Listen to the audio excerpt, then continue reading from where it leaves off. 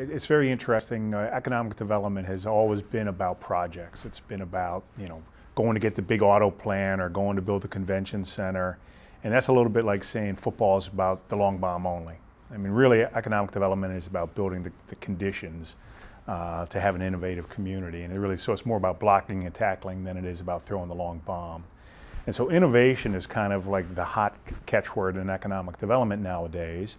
What we're talking about innovation is really new ideas, turning new ideas into companies and turning those companies into what we call gazelle businesses. So companies that grow really fast, create good jobs. Google is kind of the quintessential gazelle business. It didn't even exist 10 years ago and now it's, or 10, 15 years ago, and now it's one of the world's largest companies. I mean, not every kind of business is going to do that, but that's kind of the home run in economic development nowadays.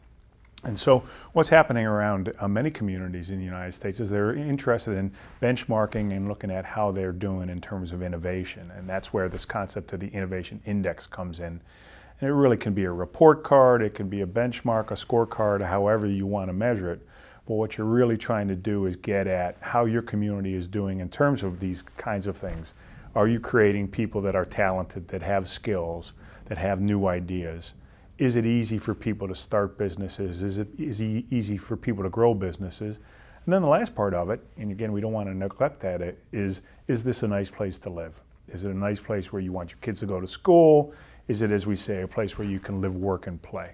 Now, an innovation index is really focused most on work, but you don't want to undercount those live and play aspects, because really the key driver of innovation is, do you have talented people living in your community? And they're looking for places where they can live and play, and then work is the third part of the puzzle for them. And we need to start thinking about, how do we train people to be more creative, to be more adaptive? You don't do that through taking a class only. I mean, that's part of it. For example, one thing we have in Arlington here out at Wakefield High School is a youth entrepreneurship program. It teaches kids how to start businesses. Now again, we're not doing that because we expect that those kids are going to start the next Google. That would be great. What it is it gets kids in a mindset of looking at the world in a different way. They're looking for opportunity, they're being creative, they're building things. So that's one kind of thing you're trying to do, is to teach people that kind of skill set. It's an entrepreneurial mindset. It's not about doing a business plan. It's a different way of thinking. The other thing is sort of building connections. That's one thing that local government can do very well, is they have that sort of convening authority. So building places where people can interact with others that might be a little bit different, that might have different kinds of ideas. And then, the last thing really is to be open to newcomers. I mean, again, what the data shows us is that communities that are open to people of different persuasions, religions, nationalities, sexual orientations, whatever it is, places that are open to difference are places that tend to do better in terms of being innovative, in terms of being prosperous. And Arlington does a great job on that front.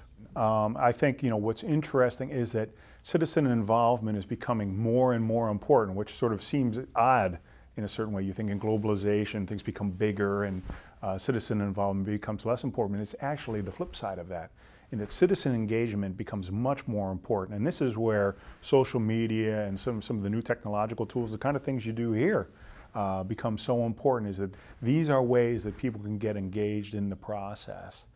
And again, in Arlington, we talk about the Arlington way, and that can be very messy, and but that's decision making.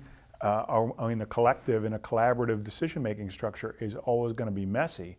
And really, again, Arlington has been ahead of the game, I think. The Arlington way is kind of how other communities are going to have to go. So the concept of the smoke-filled room, or the guys at the country club making decisions about communities, that's not going to happen anymore. That's not going to be allowed to happen, because the people will not stand for it. But even more importantly, if you make decisions in that way, you're not going to succeed in the modern economy.